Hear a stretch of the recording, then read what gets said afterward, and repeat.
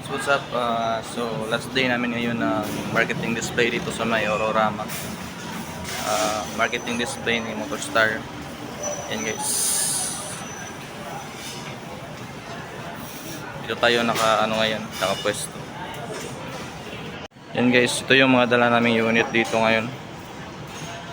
Dala namin yung aming FI, yung latest na model ni Motorstar. Yan. Tapos yung Cafe 150 naman. Dala rin namin. Tsaka yung bagong version ng Nicest 110 version 3. Ngayon ko pa lang ito nakita guys. Tapos syempre di mawawala yung ating parang highlights ng Motorstar Explorer. Kaso nga lang 200 lang yung dala namin ngayon. Walang 250. Kasi wala pa kaming stock nung GPR. Ito yung kanyang bagong version guys. Explorer 200 version 3. Color blue. Okay, so nandito kami ngayon sa Ororama. Last day namin. Nag-start kami nung Thursday, Friday at Saturday yung schedule namin dito. Yan, so update na para sa ating SRide FI guys. Inalis na namin yung 1 month advance nito. So ibali magda-down lang kayo ng 7.5. Tsaka wala nang monthly advance.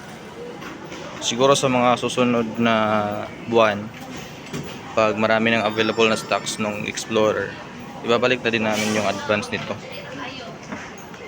Kasi yung mga nag-a-apply kasi ng Explorer, pag wala kaming stock, dinedirect namin dito sa FI.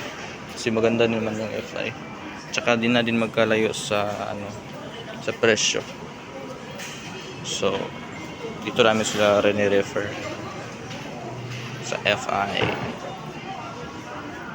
At saka yung Cafe 150 natin guys, ganun pa din yung price niya. Pa rin yung price. Tsaka itong Nicest. Pareho rin ng rebates yan guys. 300 to 400 na rebates.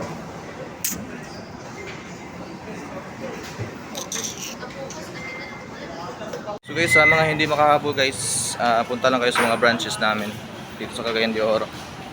Meron naman sa Carmen, Lapasan. Ipunan, Bugman, Alubihit at saka Villanueva. Dito sa Miss Or.